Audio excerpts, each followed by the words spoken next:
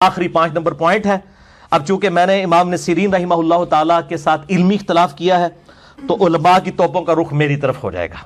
تو میں چاہتا ہوں کہ یہ توپیں پہلے ہی جو ہے نا وہ ان کے آگے سے جو وہ حصے نکلے وہ موڑ کے ان کی طرف ہی کر دوں علمی طور پہ. اور بعض علماء تو کہتے ہیں جناب یہ انجینئر صاحب جو باتیں کرتے ہیں اس سے تو سارے بزرگ ہی ختم ہو جائیں گے. بزرگ نہیں ختم ہوں گے انشاءاللہ. امام بخاری امام مسلم زندہ ہیں, ان کو بزرگی منوانے کے لیے کسی کی ضرورت نہیں ہے.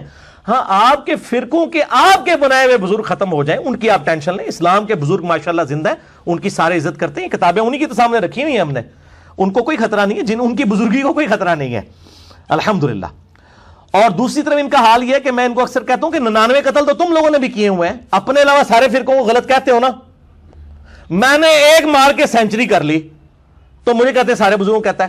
کیا کسی بریلوی سے ہی پوچھیں کہ جی طارق جمیل صاحب کے بارے میں, الیاس گھمن صاحب کے بارے میں کیا خیال ہے, کہیں گمراہ ہے؟ ان کو نہیں نظر آئے گا یہ علماء دین ہے. دیوبندی سے پوچھیں کہ جی ذرا بتائیں ڈاکٹر طارق قادری صاحب, الیاس قادری صاحب, کہیں گمراہ ہے.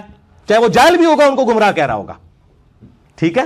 اہل حدیث سے ان کے بارے میں پوچھیں, ان سے اہل حدیثوں کے بارے میں تو آپ دیکھ لیں. شیعہ کے بارے میں پوچھیں, شیعہ سے ان کے بارے میں, وہ خود زبان کھول کے ایک دوسرے کے بارے میں یہ باتیں کر دیں گے. اس وقت نہیں ان کو خیال آئے گا کہ علماء کی عزت کیا ہے. تو یہ صرف درس دیتے ہیں لیکن خود ان کے اخلاقیات جو ہے نا وہ آپ نے سن لیا کہ یہ. اور میری حالت تو یہ ہے, میں سب سے اختلاف کر کے سب کو مسلمان سمجھتا ہوں, ان کے پیچھے نمازیں پڑھتا ہوں. یہ سب سے اختلاف کر کے ان کو اسلام سے بھی باہر نکال دیتے ہیں اور دوست کی اور گمراہ ڈکلیئر کرتے ہیں. میں الحمدللہ اہل سنت کا ایک آف شوٹ قادیانیت جو انڈیا پاکستان بنگلہ دیش میں پایا جاتا ہے, اور دوسرا اہل تشیع کا آف شوٹ نصیریہ جو شام میں پایا جاتا ہے, جو مولا علی علیہ السلام کے لیے الوہیت کلیم کرتے ہیں. میں ان 2 فرقوں کے علاوہ کسی کی تکفیر نہیں کرتا, تمام کو مسلمان سمجھتا ہوں الحمدللہ. باقی اس حوالے سے جو اختلافات ہیں وہ 20 سوالات میں نے مسئلہ نمبر 179 میں ریکارڈ کروا دیے ہیں. انجینئر محمد علی مرزا عوام الناس کی عدالت میں, جسے شوق ہو تو وہ ضرور دیکھے. آج میں آخر میں ان تینوں مکاتب فکر کی کتابیں HD کیمرے میں دکھا کے آپ کو بتا دیتا ہوں کہ ان کی اپنی لینگویج دوسروں کے بزرگوں کے بارے میں کیا ہوتی ہے. اور میں کوئی اس میں غیر مہذب غیر پارلیمانی لفظ نہیں استعمال کروں گا, اور میں امید کروں گا کہ جن لوگوں کو یہ زوم ہے کہ ان سے اگر آپ نرمی سے بات کریں تو یہ اپنے بزرگوں کی غلطیاں مان لیتے ہیں, تو ان کو دیکھ لیں گے ہاں جی اب اس پارلیمانی زبان کے ساتھ ذرا منوا کے بتائیں ان سے کہ اپنے بزرگوں کی غلطیاں مان لیں. وہ نہیں مانتے, ان کا تو مسئلہ ہی کچھ اور ہے. تو وہ اب آپ سن لیجئے.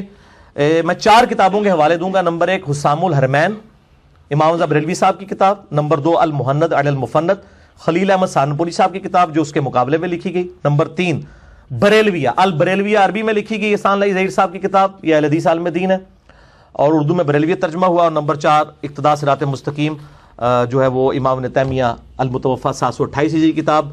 یہ پہلے سب سے پہلے میں آپ کو صرف بزرگوں کی لینگویج دکھا دیتا ہوں. یہ ذرا تمہید ایمان کور کریں جی, دعوت اسلامی والوں نے چھاپی ہے.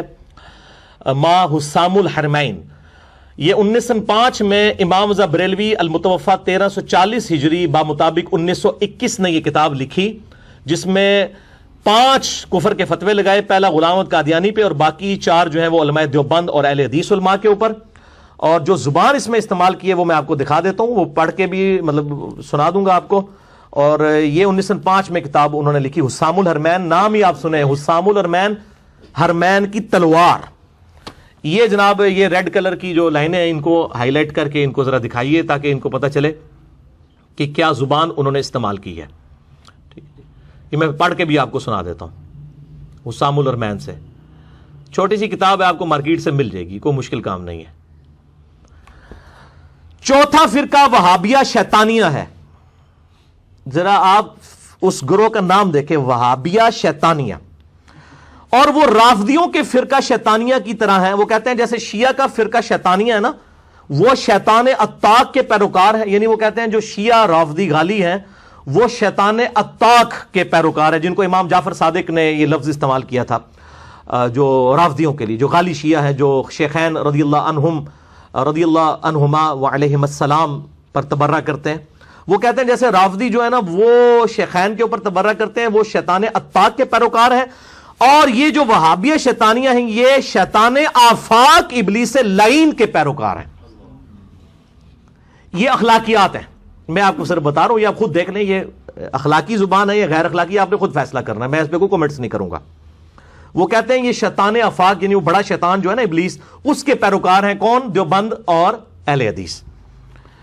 اور یہ بھی اسی تکذیب خدا کرنے والے گنگوئی کے دم چھلے ہیں. وہ کہتے ہیں رشید احمد گنگوئی کے یہ دم چھلے ہیں کہ اس نے اپنی کتاب براہین قاطع میں تصریح کی ہے. وہ کہتے ہیں ان کی کتاب کے اوپر جو انہوں نے گرفت کی وہ ٹھیک ہے, وہ ہمیں بھی اختلاف ہے, وہ ہم تو کفری عبارتوں پہ میرا مسئلہ 71B ریکارڈڈ موجود ہے.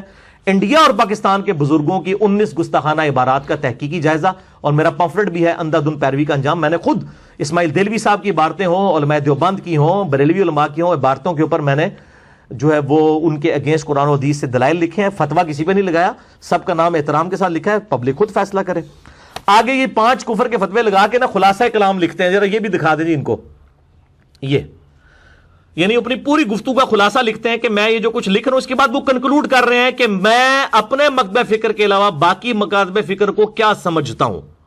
وہ اب آپ دیکھ لیں کیا سمجھتے ہیں. جو میں نے کہا نا کہ ہمارا ہی حوصلہ ہے کہ ہم سب کے پیچھے نمازیں پڑھتے ہیں, کسی کو اسلام سے خارج نہیں کرتے سوائے قادیانیوں کے اور نصیریہ کے. یہ کہتے ہیں خلاصہ کلام یہ ہے کہ یہ جتنے بھی فرقے ہیں سب کے سب کافر اور مرتد ہیں.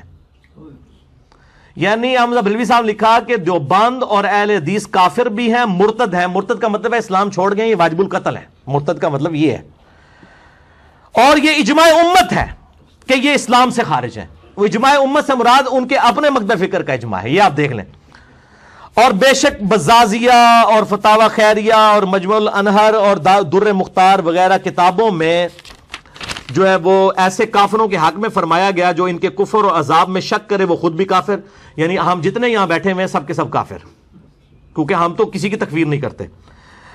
اور شفا شریف میں ہے کہ ہم اسے کافر کہتے ہیں جو ایسے کو کافر نہ کہے جس نے ملت اسلام کے سوا کسی ملت کا اعتقاد کیا یا ان کے بارے میں توقف کرے یا شک لائے. وہ ملت سے باہر نکال دیے جناب. تو یہ میں نے آپ کو دکھا دیا. اب یہ 1905 میں کتاب لکھی گئی, اس کے جواب میں خلیل احمد سہارنپوری, شیخ ذکریہ صاحب جنہوں نے فضائل اعمال لکھی, ان کے پیر و مرشد نے کتاب لکھی المہند علی المفند 1906 میں. وہ تھا ہند کی وہ حرمین کی تلوار, یہ ہے ہند کی تلوار علی المفند, سٹھیائے ہوئے بابے کے سر پہ. سٹھیا ہوا بابا کسے کہا؟ حمزہ بریلوی صاحب کو. ٹھیک ہے, المہند علی المفند, ہند کی تلوار سٹھیائے ہوئے بابے پر, جس نے حسام الارمین لکھی ہے. اس میں ماشاءاللہ دیکھیں انہوں نے پھر جو زبان استعمال کی ہے وہ ماشاءاللہ دیکھیں آپ. یہ ذرا دکھائیے جی ان کو. پہلے اور 26 سوالات عربی میں ہوئے ان سے. یہ پہلے تو یہ کتاب کا ٹائٹل دکھائیں جی ان کو.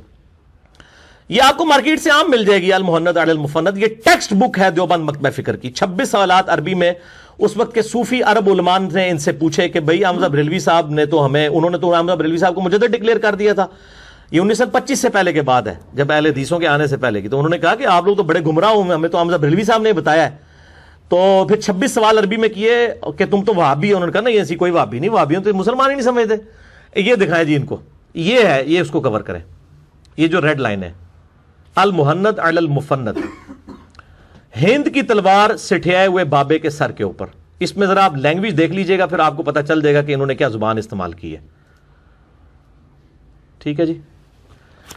یہ کہتے ہیں کہ حمزہ بریلوی صاحب نے چونکہ فتوے لگائے تو یہ کہتے ہیں چونکہ ہمارے مشائخ رضی اللہ عنہم, یہ علماء دیوبند کو کہہ رہے ہیں رضی اللہ عنہم, احیاء سنت میں صحیح کرتے اور بدعت کی آگ بجھانے میں مستعد رہتے تھے, اس لیے شیطانی لشکر کو ان پر غصہ آیا.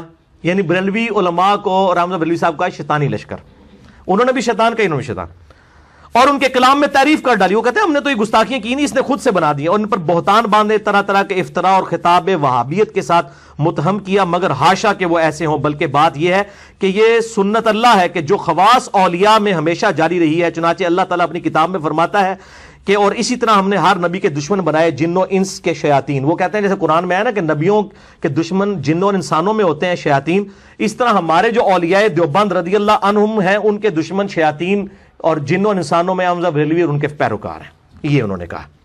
اچھا جی, اب 12ویں سوال کے جواب میں وہ کہتے ہیں, ان سے پوچھا گیا کہ اہل حدیثوں کے بارے میں آپ کا کیا خیال ہے. آج تو یہ بھائی بنے ہوئے نا ریالوں کے چکر میں, آپ دیکھیں ادھر انہوں نے اہل حدیثوں کا یہ خارجی ہیں, اور خارجی کا مطلب ہے دوزخ کے کتے. یہ ان کو انڈر لائن کرے جی, یہ والا جو ہے, یہ والی لائنیں صرف دکھائے. 12ویں سوال کے جواب میں ورڈ بائی ورڈ میں آپ کو پڑھ کے سناتا ہوں, آپ حیران ہو جائیں گے کہ زبان کیا استعمال کرتے ہیں. اور یہ ظاہر ہے کوئی اہل علم ہی اتنی ثقیل زبان استعمال کر سکتا ہے, ہمارے جیسے لوگ تو استعمال ہی نہیں کر سکتے. یہ کہتے ہیں کہ ہمارے نزدیک اہل حدیث یعنی جو جن کے بارے میں سوال ہوا ہے ان کا وہی حکم ہے جو صاحب در مختار نے لکھا ہے کہ خوارج کی ایک جماعت ہے شوکت والی, جنہوں نے امام پر چڑھائی کی تعویل سے کہ امام کو باطل یعنی کفر یا ایسی معصیت کا مرتکب سمجھتے تھے جو قتال کو واجب کرتی ہے. اس تعویل سے یہ لوگ ہماری جان و مال کو حلال سمجھتے اور ہماری عورتوں کو قیدی بناتے. آگے فرماتے ہیں ان کا حکم باغیوں کا ہے. اور پھر یہ بھی فرمایا کہ ہم ان کی تکفیر صرف اس لیے نہیں کرتے کہ یہ فعل تعویل کی وجہ سے ہوا. اگرچہ علامہ شامی نے حاشیے میں فرمایا ہے، یعنی رد المختار کے اندر، در مختار کے حاشیے میں، فتاوی شامی میں، جیسا کہ ہمارے زمانے میں عبد الوہاب کے تابعین سے سرزد ہوا کہ نجد سے نکل کر حرمین شریف پر غالب آگے، اپنے آپ کو حنبلی مذہب سے بتاتے ہیں، مگر ان کا عقیدہ یہ ہے کہ بس وہی مسلمان ہے جو ان کے عقیدے کے خلاف وہ مشرک ہے، اور اسی بنا پر انہوں نے اہل سنت اور علماء اہل سنت کا قتل مباح سمجھا، یہاں تک کہ اللہ نے ان کی شوکت توڑ دی. اس کے بعد میں کہتا ہوں ان شوکت دوبارہ آ گئی جناب، تسی فوت ہو چکے ہو 1955 دوبارہ وہ آگے جے. اچھا جی، ہن تک بھی ہوئی نے. اور اس کا تابع کوئی شخص بھی ہمارے کسی سلسلہ مشائخ میں نہیں، نہ تفسیر و فقہ حدیث کے علمی سلسلہ میں، نہ تصوف میں. وہ کہتے ہیں ہم کسی وہابی کو اپنے کوئی بزرگ نہیں مانتے ہیں. یہ انہوں نے کہا. اب احسان اللہ ظہیر صاحب، یہ تو دیوبند کی تھی، یہ جناب احسان اللہ ظہیر صاحب جو ہیں، یہ انہوں نے البریلویہ کتاب لکھی، اہل حدیث کے بہت بڑے عالم دین، فوت ہو چکے ہیں، اور یہ اردو میں اس کا ترجمہ ہوا 1988 کے اندر. یہ البریلویہ کتاب، اس کے اندر تو خیر اس کے اوپر تو 1 گھنٹہ علیحدہ سے بولا جا سکتا ہے. جو زبان انہوں نے استعمال کیا مطلب بریلوی صاحب کے بارے میں، صرف میں آپ کو ذاتیات والی بات بتاتا ہوں کہ یہ اب ان دونوں پیجز کو اکٹھے ہی آپ کور کر دیں تاکہ ٹائم بچ جائے، کہ انہوں نے کس طرح ذاتی حملے کی ہیں، یعنی علمی دلائل کو بالائے طاق رکھتے ہوئے بالکل ذاتیات کے اوپر بات کی ہے. یہ تو آپ خود پڑھ کے بھی دیکھ سکتے ہیں.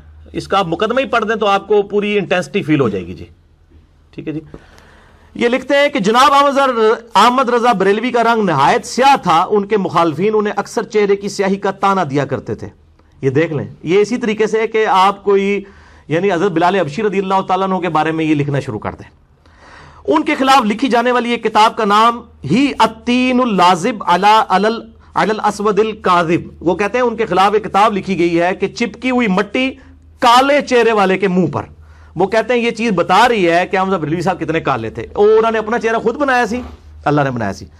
اور پھر لکھتے ہیں کہ جناب احمد رضا نحیف و نزار تھے، درد گردہ اور دوسری کمزور کر دینے والی بیماریوں میں مبتلا تھے، کمر کی درد کا شکار رہتے تھے. اس طرح یہ علمی باتیں ہو رہی ہیں جناب، علمی باتیں. اسی طرح سر درد اور بخار کی شکایت بھی عموماً رہتی تھی. ان کی دائیں آنکھ میں نقص تھا، اس میں تکلیف رہتی تھی اور وہ پانی اتر آنے سے بے نور ہوگی. طویل مدت تک اس کا علاج کراتے رہے مگر وہ ٹھیک نہ ہو سکی. ایک مرتبہ ان کے سامنے کھانا رکھا گیا، انہوں نے سالن کھا لیا مگر چپاتیوں کو ہاتھ تک نہ لگایا. ان کی بیوی نے کہا کیا بات ہے، تو انہوں نے جواب دیا مجھے تو روٹیاں نظر ہی نہیں، حالانکہ وہ سالن کے ساتھ ہی رکھی ہوئی تھی. یہ علمی باتیں ہو رہی ہیں جی، علم کی دنیا ہے یہ، آپ دیکھ لیں.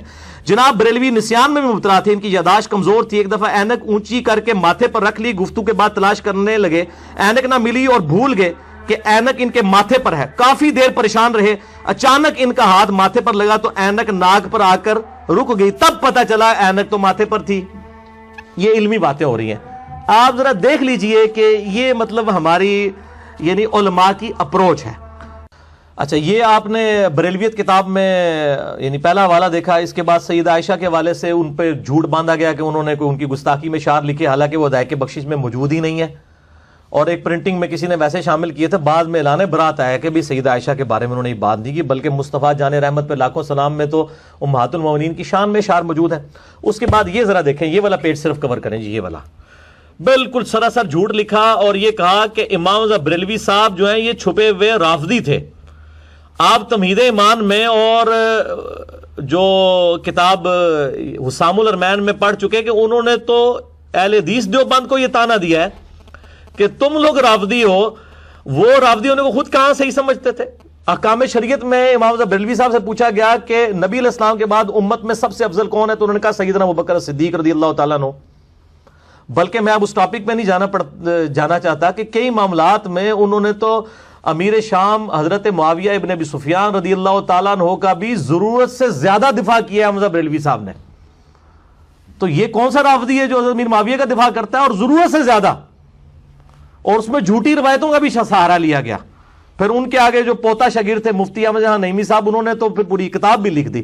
تو جھوٹا الزام ہے. یہ لکھتے ہیں کہ احمد بریلوی صاحب نے مسلمانوں میں شیعہ مذہب سے ماخوذ عقائد کی نشر و اشاعت میں بھرپور کردار ادا کیا. کوئی ظاہری شیعہ اپنے اس مقصد میں اتنا کامیاب نہ ہوا جتنا کامیابی احمد بریلوی صاحب کو ملی. اس سلسلہ میں تقیہ کے لبادے میں حاصل ہوئی. انہوں نے اپنے تشیع پر پردہ ڈالنے کے لیے چند ایسے رسالے بھی تحریر کیے جن میں بظاہر شیعہ مذہب کی مخالفت اور اہل سنت کی تائید پائی جاتی ہے.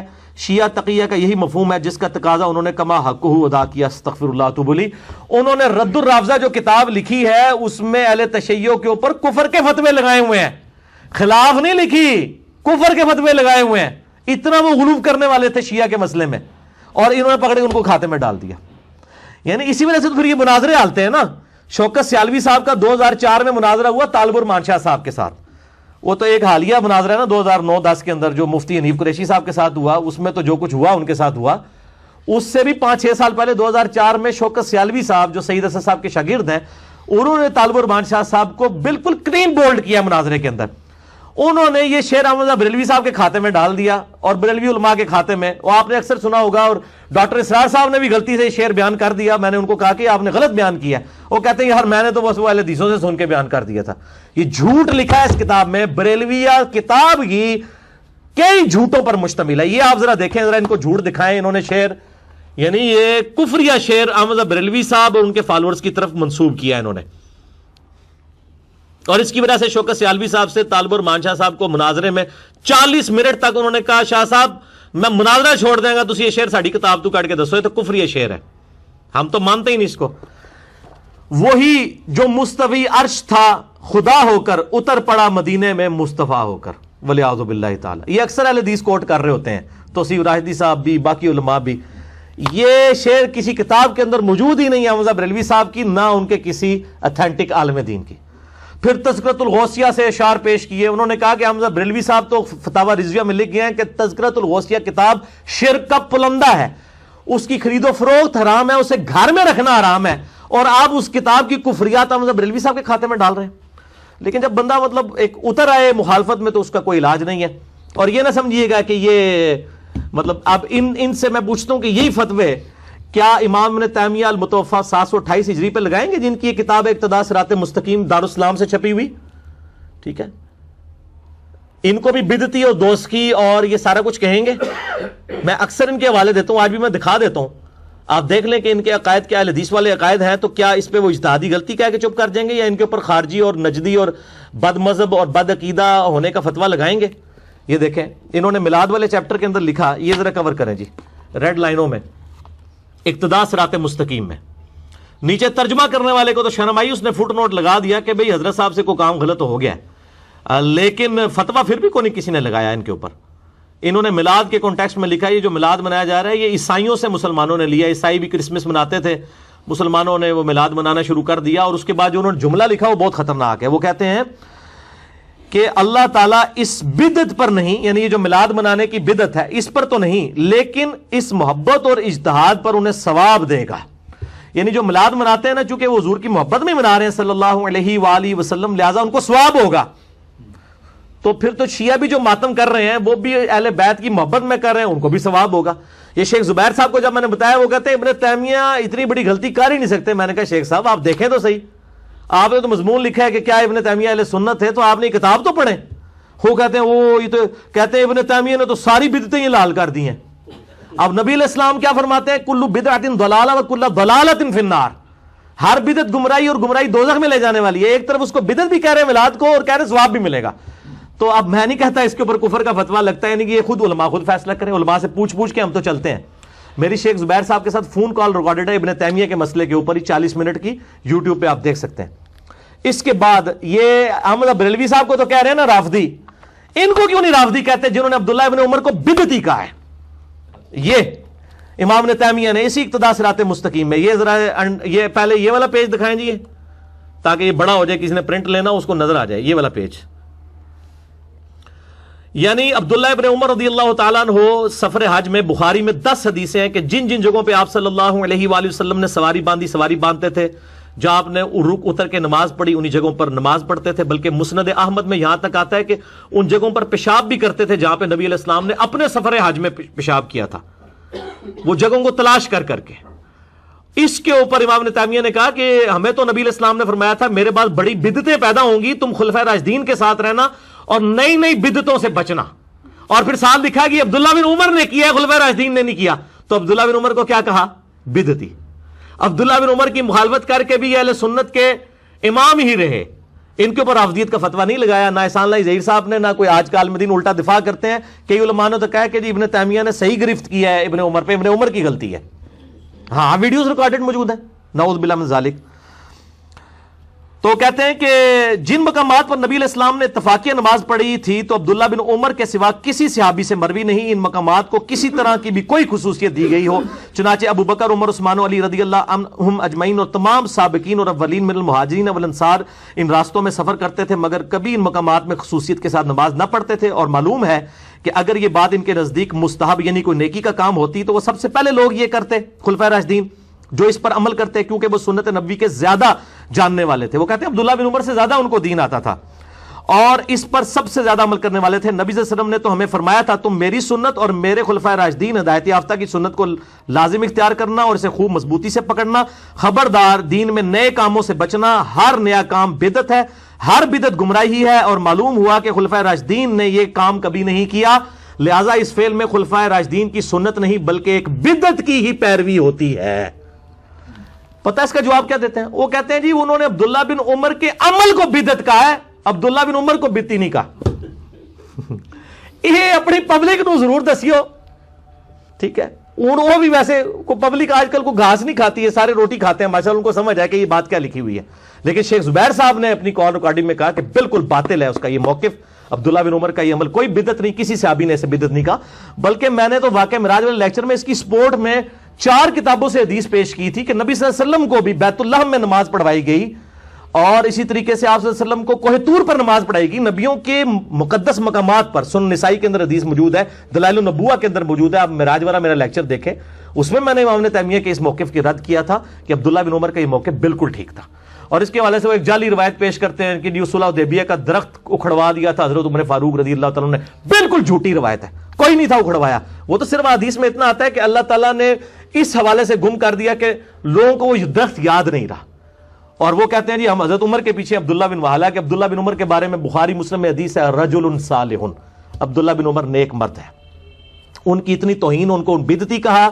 اور جن لوگوں نے سیدنا علی رضی اللہ تعالیٰ عنہ پر ممبروں پر لعنت کروائی، جب ہم وہ حدیثیں لوگوں کو بتاتے ہیں تو ہمیں یہ رافضی کہتے ہیں، اور جو لوگ نبی علیہ السلام کی سنت سے محبت کرنے والے لوگ ہیں ان کو جو بدعتی کہہ رہے ہیں ان کو یہ امام اہل سنت کہتے ہیں۔ یا پبلک فیصلہ کرے گی کہ امام اہل سنت کون ہے، عبداللہ بن عمر کو بدعتی کہنے والے یا سیدنا علی کی مخالفت خلیفہ راشدی کے اوپر لعنت کروانے والوں کا علمی محاسبہ حدیث کی روشنی میں کرنے والے احترام کے دائرے کے اندر تھا۔ میرا تو کلپ ریکارڈڈ ہے کہ حضرت معاویہ رضی اللہ تعالیٰ عنہ پر لعنت کرنا حرام ہے، یہ آپ یوٹیوب پہ لکھیں کلپ کھل جائے گا۔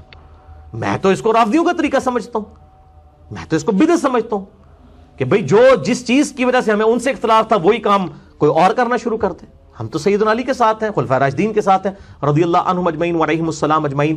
اللہ تعالیٰ سے دعا ہے جو حق بات میں نے کہی اللہ تعالیٰ ہمارے دلوں میں راسخ فرمائے، اگر جس بات میں میرے منہ سے کوئی غلط بات نکل گئی اللہ تعالیٰ ہمارے دلوں سے ہی معاف کر دے، ہمیں کتاب و سنت کی تعلیمات پر عمل کر کے دوسرے بھائیوں تک پہنچانے کی توفیق عطا فرمائے۔ سبحانک اللہم وبحمدک اشہد ان لا الہ الا انت استغفرک واتوب الیک وما علینا الا البلاغ المبین۔ جزاکم اللہ خیرا۔